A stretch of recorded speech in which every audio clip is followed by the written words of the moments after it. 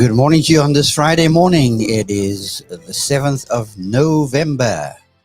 I trust you are well, and as you've joined us on this channel, you have joined us on the Fifth Connection, a channel where we are given to talking through the storyline of the Scriptures.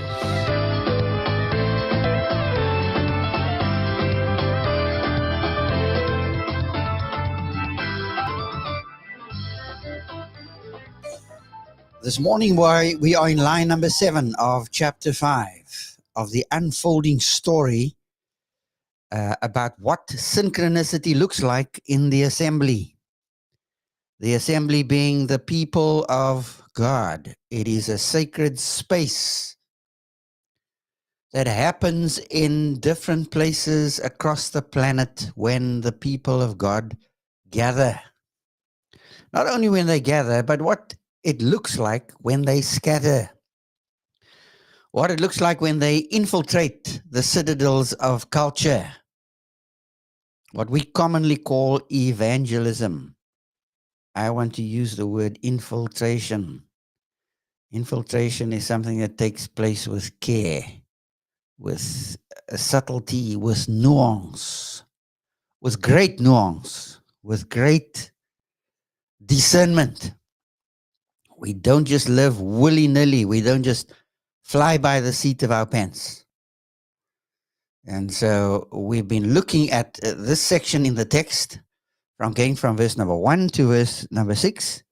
And what we noticed there very specifically is that there is great emphasis on speech patterns and sexuality patterns. There is a focus on what comes out of our mouths and what streams from our being in the area of our sexuality. Two very high areas today because we are given to fake news. We tend to be given to everything we see on Facebook, on Instagram, on the news. We hear something and immediately our right hemisphere, the Luciferian right hemisphere of our brains, clicks in and says, oh, that's true. And it locks in. And we live our lives based upon so much lies. And so the challenge on the floor is to watch out for those areas where sacrificial ventures are required. We need to be severed from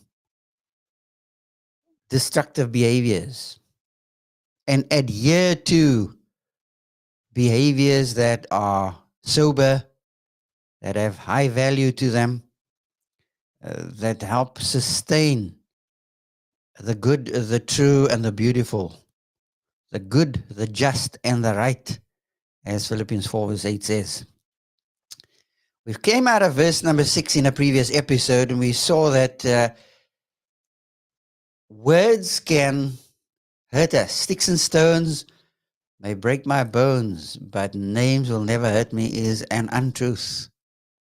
And it's amazing how lies appear on our saliency landscape as something which is a lot more real, but it ain't. It has high capacity to dupe us, high capacity to lead us astray. And so from verse 1 to verse 5 in chapter 5, the focus is on 3 B's. To be or not to be, 3 B's, B-E. Be imitators, be images of God.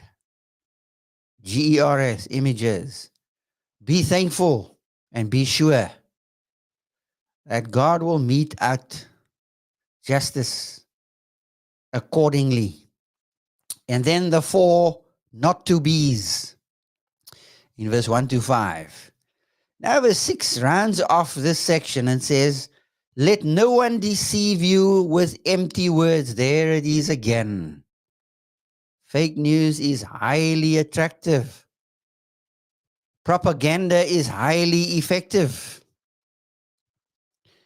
That propaganda minister in Germany, Goebbels, was the one who masterminded the use of fake news and got the German people to think with him. So that in every home where there was a radio, propaganda was pounding the people, Jews included, pounding the nation, that Germans are good and Jews are bad. It sounds like George Orwell's book, 1984. 4 legs good, 2 legs bad. In other words, animals are good, humans are bad, humans ain't. Let no one deceive you with empty words. Let no one lead you astray with futile vocal expressions. Oh, we have many of these types running around our communities and in our world. They can spill forth. They are given to verbal diarrhea. They are charlatans, but they can manipulate words. Soos ons sê in Afrikaans, hulle kan alles reg praat. They can speak every wrong right because they have a way with words, because words captivate. Don't be led astray with futile vocal expressions. For because of these things, the wrath of God comes upon the sons of disobedience, the text says. For because of these things, the strong displeasure of the source of all being, and he is God, his strong displeasure comes upon the offspring of those who are unpersuaded. It comes upon the sons of disobedience. Disobedience becomes invasive and it invades like exotic plants are all over the country. And some of these exotics are so beautiful. I'm a sucker for exotics. I love them. The bottle brush. It's an Australian type, but it grows wonderfully in our context. But it's exotic.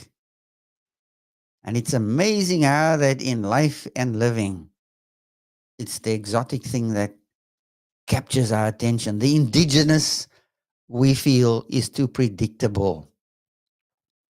But yet the indigenous is true to the soil. It is true to its environment. And a lot of these exotic species are invasive.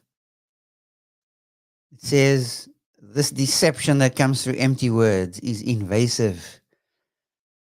It comes upon the sons of disobedience, those who refuse to be persuaded by truth. What is truth?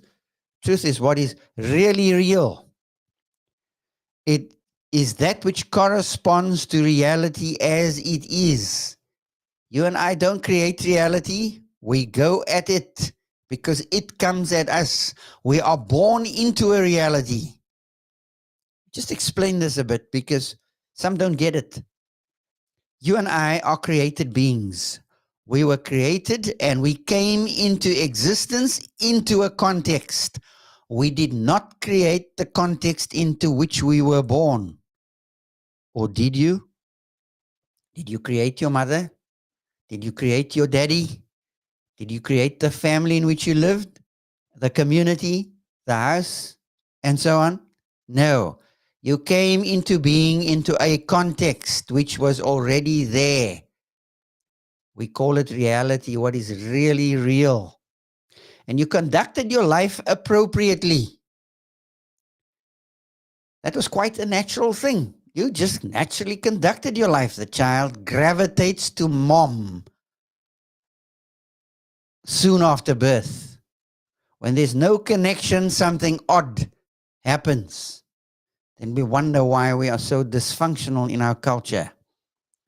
Because mommies have run away and daddies have run away. And those early years, very early years and months, where there's a connection between the mommy and a baby as the baby clings to her bosom and naturally goes for the breast. All very natural responses. Wow, we have been trained away from what is really real. And we believe the unreal. It seems to be more palatable than a plate of Sinai desert sand. To swallow it down. And it becomes part of us so quickly.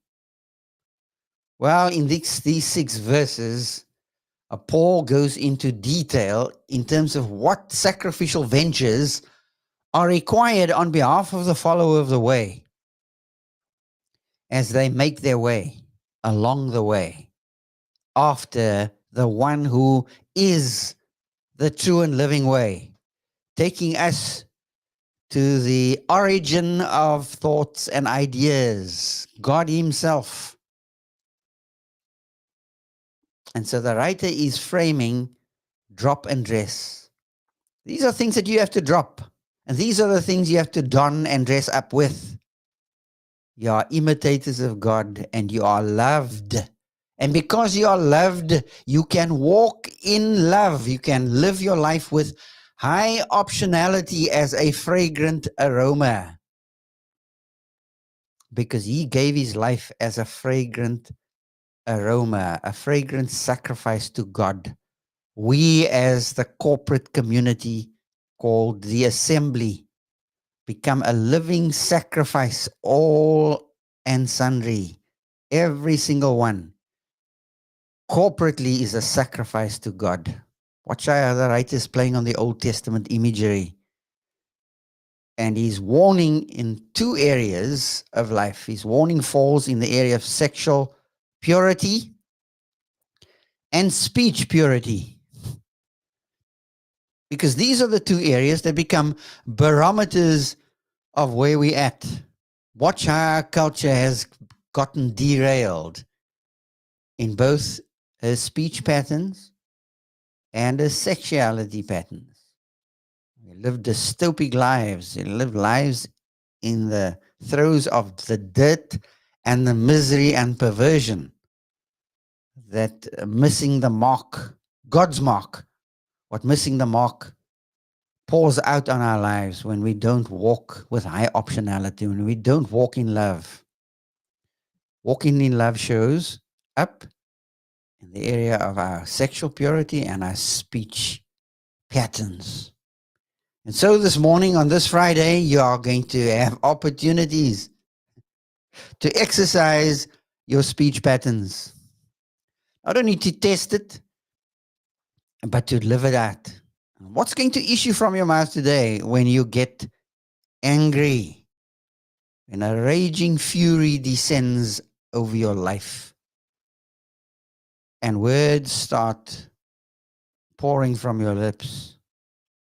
Listen to what comes out, because it's coming from somewhere.